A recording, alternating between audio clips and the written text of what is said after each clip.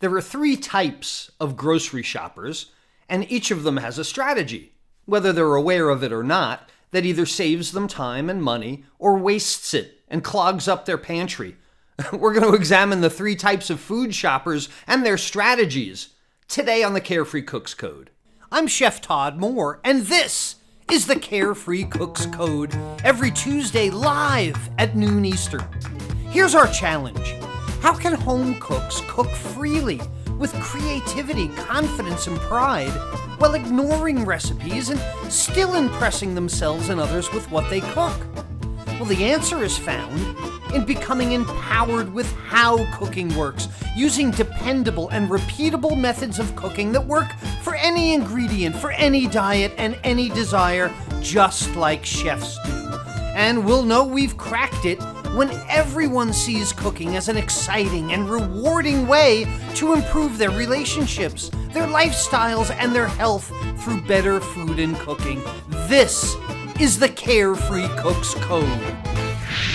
Hey, welcome back to the Carefree Cook's Code, everyone.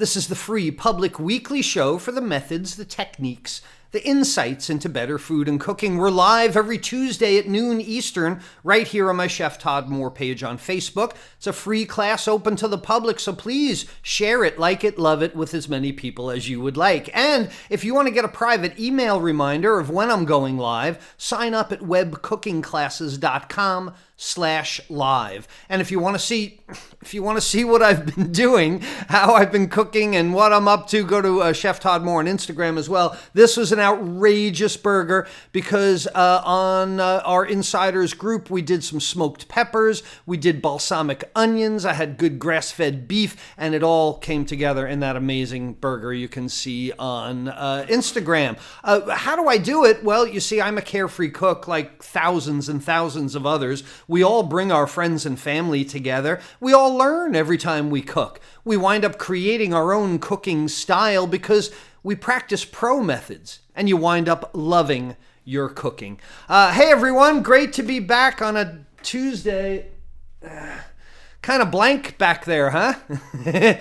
Keep in mind, there will be no Carefree Cook's Code next Tuesday, March 15th, because I'm moving. Nothing on the wall behind me, as you noticed, all packed up, all the artwork and stuff. I mean, heck, I don't even have a Web Cooking Classes t-shirt. I packed them all. Actually, wait, come here. Control room. Hello, control room? Can I get a Web Cooking Classes logo, please? All right. There we go. All right, now I got a logo t-shirt. I feel much better. We can get going now. Okay. Food shopping, I've always enjoyed food shopping. Food shopping has always been fun for me, and I know a lot of people disagree. Most people find food shopping a horrible, tedious, time-consuming chore. Most people hate it. But when I did spend time in the grocery store, I really loved it. That's because I fit into the right type of food shopper. I'm not battling against it, and most people don't. That's what we're going to talk about. But first, I've got a What Am I for you today. There's our What Am I. Tell me in the comments section below, please, what am I? Okay, name of the fruit that you might see in the grocery store. The real name. Tell me in the comment section below. I'll tell you at the end. We'll give you the answer. Okay, look, stop fighting it. You're a certain type of food shopper, but you might not know which one you are. And if you don't know which one you are, you might be shopping for another person who isn't you. And the other you, the alt you, wastes a lot of time. The other you wastes a lot of money and pantry space. Would you recognize the other you if I pointed it out to you? That confusing, but that's my goal today. All right, I love shopping for my food because I get to choose the meals I'll be cooking in the future. I mean, that's obvious. If you love to cook, you need to pick the best ingredients. If you love to paint, you need to get really good paints. But the food that I bring home is not only the inspiration for what I'll cook. Keep in mind, it's also the nutrition that you give your body and your family. So the choices that you make furthers your commitment toward whatever personal diet and wellness goals. Or not. Nobody says you have to have those goals. I mean, I don't worry about it when the cashier comments about my 2 boxes of Malamar cookies at the checkout. They're on sale, people. I mean, come on. When Malamars are on sale, you don't just buy one. So sometimes the choices that I make or you make are just the guilty pleasures, the things that make you feel good, and that's okay. But I love shopping because I find new ingredients. And even now that I'm shopping online and picking up the groceries or having them delivered, I still enjoy scrolling through all the new items and reading the virtual labels. And I remember back when I first discovered the local organic market in Baltimore, if you saw me, and I did a Facebook Live from there because I was freaking out so much. This is a few years ago. But if you saw me the first time that I went into this new food store that they opened, and one that I'm unfamiliar with the layout, you'd think you'd see me walking through it like it was some kind of food library, right? I got a pen and a paper and I'm walking around and I'm taking notes. But when they opened that organic market near me, I spent hours in there the first day, didn't buy a thing, I read everything. I was looking at all these interesting new foods. I examined each and every shelf. And the truth of the matter is I probably do more reading in the food store than I've ever done in a library. Ooh, this is what? Mexican Oaxaca cheese? Huh, I wonder what I can do with that. You'll see me reading the labels. I look at the ingredients. I'm looking at the weight, the volume, the serving size. I'm reading about the country of origin or where it's distributed from, because there is a lot to learn in the library of food. If you think of your grocery store as a library of food, you'll look at it differently. And when I'm shopping for serendipity, for new foods, for new discoveries, I rarely bring a list. A list is just way too constraining for this type of shopper. And that brings us to the first type of grocery shopper I want to talk about today. This is the listless shopper. Now, that doesn't mean that they're really tired. That means they shop without a list. Now, again, today, the things I'm going to be talking about, there is no inherently good or bad. There are no judgments here today. But make sure you're using the right type of shopping in the right instance. Match your shopping strategy to where you're doing your shopping and how you're doing your shopping. I'll give you an example. When I used to shop at the downtown Baltimore Farmers Market, I didn't ever bring a list because they probably aren't going to have the things that are on the list. At the farmers market, choices change every week. I mean, some weeks, Kenny, the chicken guy, he had chicken breast. Some Sundays he doesn't, because the chickens aren't ready yet. They're not made in a factory. In the right season, I used to go to the market and I would get crabs from the fish guy. Okay, now actually, when you say that in Baltimore, it's actually a good thing. Nonetheless, when I shop at the farmer's market, I'm bringing nothing but my cloth bags and a little bit of an imagination, because what I find there is going to dictate what I'll be cooking, not the other way around. Shopping at the farmer's market is fun because I put together meals in my head as I notice the items that are there. That's the idea. And with farmers markets opening in the next few weeks, this gives you an opportunity to really test your cooking skills, your carefree cooking skills that you've been honing all winter long. Could you go to the market and just pick stuff without thinking about what you're going to cook ahead of time or writing a list and getting home and expressing something? I mean, there I am, and I decide that nice piece of flounder from the fish guy who gave me crabs is going to be sautéed in an Italian style, because of those beautiful tomatoes right there in the next stand. So the flounder and the tomatoes next door is what dictates my meal. I even made an apricot and goat cheese stuffed chicken, because one week, that's what they were selling right next to Kenny the chicken guy. Apricots and goat cheese. And I stood there and I looked at all three booths and I was like, apricot and goat cheese stuffed chicken. That's why it's fun. That's why it's fun to let your creativity and your confidence in cooking methods do your shopping for you at the farmer's market, because you can go listless. And, again, I'm not talking about my par items. I'm not talking about the things that I always keep on hand. Par stock is the things that you always keep on hand. So I know I'm always going to buy milk.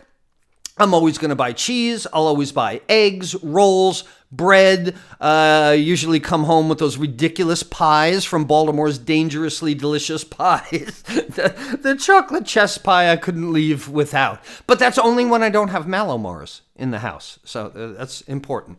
I'm a listless shopper when I go to the farmer's market. However, shopping without a list at your mega grocery store can be a very dangerous thing. If you shop at the store where they have everything and you have a choice of everything and everything comes in bright packaging and really good marketing and it's right next to the cash register or it's in the brightly lit frozen food section and you're without some kind of written constraint, well, listless at the megastore is going to lead to wasted time, wasted money, and pretty much a pantry disaster.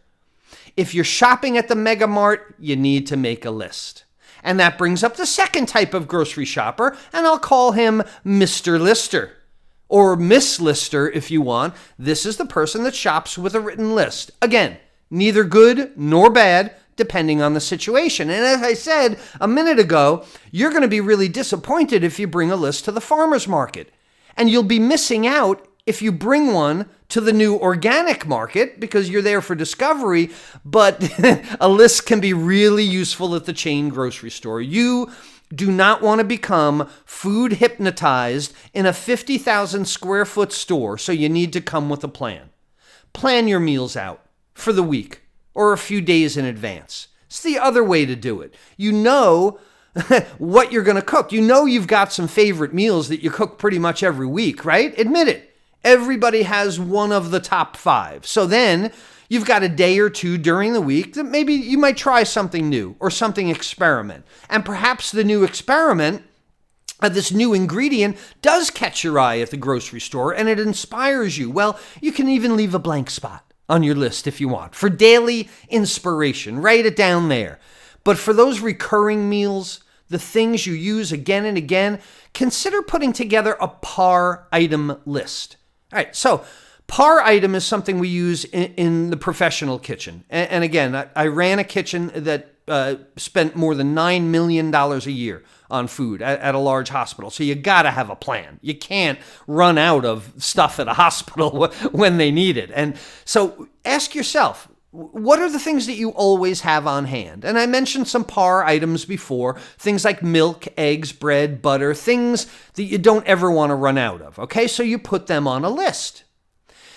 Then think about the elements of your recurring meals, the thing that you make every 7 to 10 days. All right, let's just say you love chicken parmesan. You make it every week. So if you make chicken parmesan every week, you're going to need chicken, tomatoes, fresh or canned, or tomato sauce. You need mozzarella cheese. You need the flour, the egg, the crumbs you're going to bread it with, and some cooking oil and seasonings. So put those things on your list. They're recurring items. In the winter, I wind up making chili and stew more often than other seasons. So I'm adding ground beef or ground turkey, cans of red beans or black beans. Make sure I have onions, peppers, tomatoes to my par item list. And when I didn't live so close to the water and to Miss Mary's Seafood, which is right over there, when I lived in Baltimore, I always kept frozen shrimp in my freezer. I would buy the wild caught IQF, individually quick frozen, 1620, count to a pound, in 2-pound bags, because shrimp defrost really quickly. They really don't degrade from the experience of being defrosted. They can be cooked quickly in just about every method you can think of. So if I were to make my lemon butter shrimp scampi, often, weekly, 10 days or so, I will need pasta, lemon, garlic, onions, Parmesan cheese again, butter, white wine, so on. Those things go on my par item list. You shouldn't be surprised when you're shopping at a large grocery store. So if you keep adding the items to your list as you start to develop a house inventory. You start to develop the things that you buy on a regular basis. Remember, there are 40,000 items in your average large grocery store. 40,000 items. How many do you think you buy? You buy less than 100. On average, you buy less than 100 items out of 40,000 that are there. That's why you need to keep a running and growing list of the few things out of the 40,000 that you do buy. Some things you buy every week. Some things you buy every month. Some things you only buy once a year, or maybe you just buy once and you never buy again. That's when you remove those things from the list. You go, wow, haven't bought that in a while. Take it off the list. And if you're a Mr. Lister, then you come out with something that looks like the list that I'm about to show you, because I have a house inventory list and it serves two purposes. It keeps me focused on the things that I really do need. It's a guide for when I do shop, and it's an ability for me to check my pantry against the things that are par items. Don't want to run out of flour if I like to make pizza crust every Friday, right? So, who you're looking at right now, this guy, isn't just Mr. Lister. I'm the friggin' master lister, because this is how I run my big grocery store shopping strategy. I use the same techniques for my home that I used when I was buying $9 million worth of food as executive chef of a large hospital. Once you have your par item list, now it needs to be organized by how they appear in the store itself. And this is another detriment of shopping by recipe. Cooking and shopping by recipes waste so much time and so much money. So instead of listing the items that you need like a recipe, they should be grouped by food category. All right, follow me here. We're taking your par list, all the things that you need in your house. Now we're turning it into a shopping list. So chicken parmesan and shrimp scampi, the things that I just mentioned, they're going to need mozzarella and Parmesan cheese. So they go together in the dairy section of your par list, because they will be next to each other in the store. There is not a chicken parmesan section in the store and then a shrimp scampi parmesan section in the store where they both have mozzarella cheese. Right? The mozzarella cheese is in one section. You go get the chicken. You get what I'm saying, right? I get a little too excited about this, don't you think? About inventory and par items. So you put them in the dairy section because they are not listed as the recipe commands. The chicken and the shrimp should be grouped together under meats or proteins, because you're going to find them close together in the store. You're going to need pasta for this dish. You'll need rice for another. Maybe I need canned beans for my chili. These things are also in the same aisle together. So they should be listed together to save yourself time and money while you're shopping. So let me share some of the categories that I have on my par list that you might consider putting on yours. There they are, written on the bag. I've organized my par items list into vegetables. Which vegetables do you buy regularly? They are the ones that degrade most quickly. So how much vegetables you purchase on a weekly or recurring basis whenever you go to the grocery store, the most important thing, because they're most likely to go bad. I can't buy a 50-pound box of broccoli and think it's going to last 4 months, right? The second is dairy. Your milk, your cheeses, eggs, yogurts, they spoil second as quickly. They need to be turned quickly. Snacks, chips, nuts. I buy a lot of whole nuts like almonds and peanuts. Grains and cereal category. Rice, oats, pasta, grits, things like that. Canned goods, pantry items, peanut butter, soup, beans, tomatoes. Condiments, sauces, dressings, honey, ketchup, mayo, sriracha sauce, A1 sauce, Worcestershire sauce, whatever that might be. They're all in the same aisle together. Baking, flour, sugar, cocoa, yeast, chocolate chips, shredded coconut, whatever it might be. Organize your list into these categories because you put your par list together with the grocery list and you're in and out of the store more quickly. Frozen section, French fries, frozen fruit, ice cream, paper goods, aluminum foil, napkins, paper plates, tissues, paper towels, cleaning supplies, dish soap, hand soap, health and beauty, shampoo, deodorant, rubber bands for your ponytail. Always need those. And then lastly is drinks, which encompasses a large category in itself. Look, the last step to be a master lister is to move those categories around in order as they appear in your store. Okay, so you made a par item list of all the things you use on a recurring basis. You organize them into categories of like characteristic. Now you take that list, and when you walk in the door of your store, what's the first thing you see? Move the vegetables to the front. What's in aisle 2? Move them next. And most stores have a directory that you can otherwise go to the store. You can write down or go to the store. Place an aisle number, maybe, next to each category on your par item list so you can shop in the most expeditious way. And you'll be like me. I go up and down each aisle once. When I used to go into the store, I would go up and down because the worst thing is like aimlessly walking around the store, right? So I knew exactly what I was going to pick from the shelves. And I used to joke to Heather that I was so familiar with the grocery store that I could stand with the shopping cart at the end of the aisle, give it a big shove, run in front of it, and throw things in, and until I got to the end of the aisle, right? So sometimes I like spending a long time reading labels in the food library. Other times I wanted to get out of there as quickly as I could. But having a par item list, categorizing things by item, and then organizing it in store order, that's the best way to buy only what you'll cook and cook only what you've bought. There's a third type of a grocery shopper.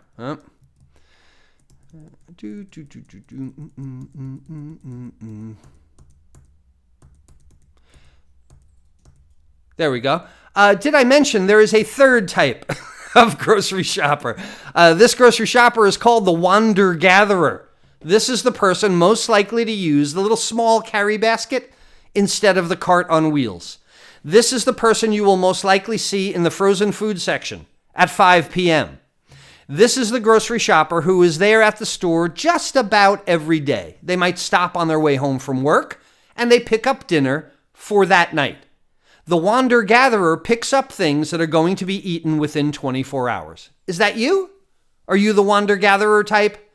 Wandergatherers don't have par items. No, they don't have time for that. They don't even know what it is. They don't have a pantry list.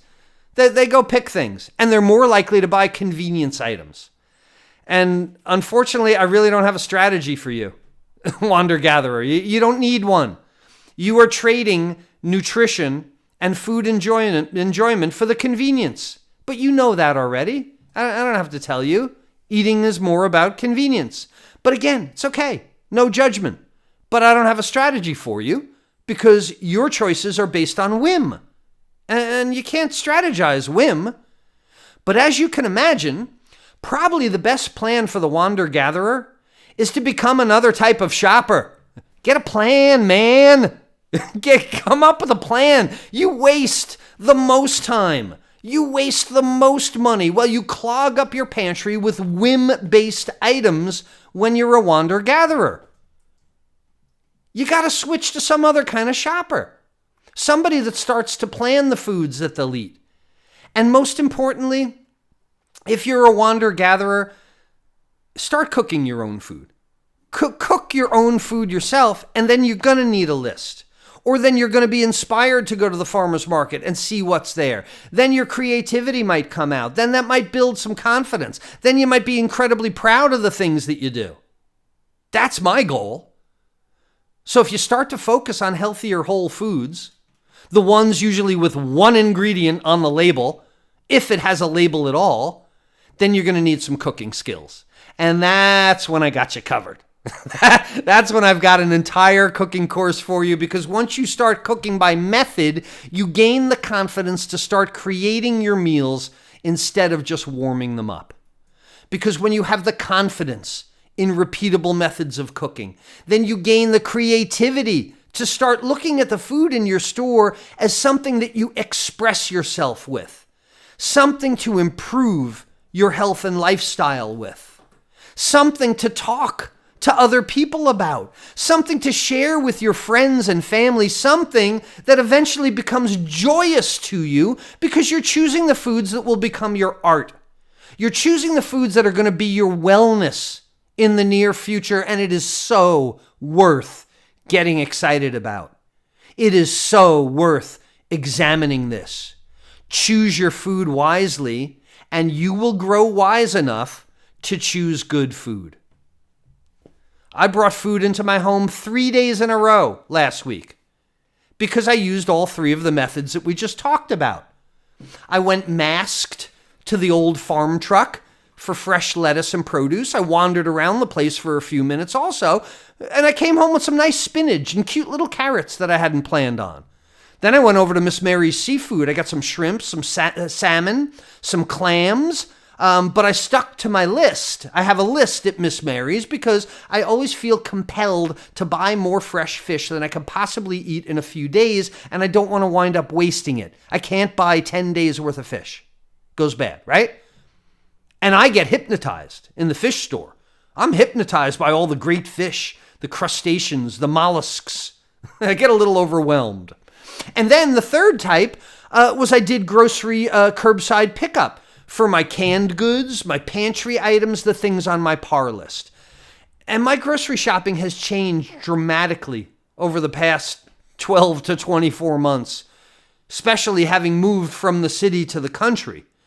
But I still use all three types of grocery shopper to keep my home stocked with all the options that I'll need to call upon when I start cooking. And again, I don't want to give you any impression that there's a right way or a wrong way to shop for your food. Just do what you want. But make sure the way that you shop matches the way that you cook. If you bring a list to the farmer's market, you're going to come home with the freshest local ingredients, but you're not going to come home with anything that's on the list. And if you go listless at the mega store, you're going to have a lot of money locked up in your pantry from the shiny objects that caught your eye, the things on sale, and the momentary inspirations that you have forgotten about almost as soon as you get home. So the whole experience of food shopping will be a lot more enjoyable if you look at it as a market-to-plate expression of your cooking methods, your confidence, your creativity, how you're going to cook. Where you're doing your shopping, what you plan to cook is going to dictate why you choose one food shopping strategy over another. And maybe you picked up one of these in the exotic food section of your market. Or maybe you went to the Kaloa Town Farmers Market on the island of Kauai in Hawaii and picked up one of them like I did. What is it? If you called it star fruit, I'll give you half credit.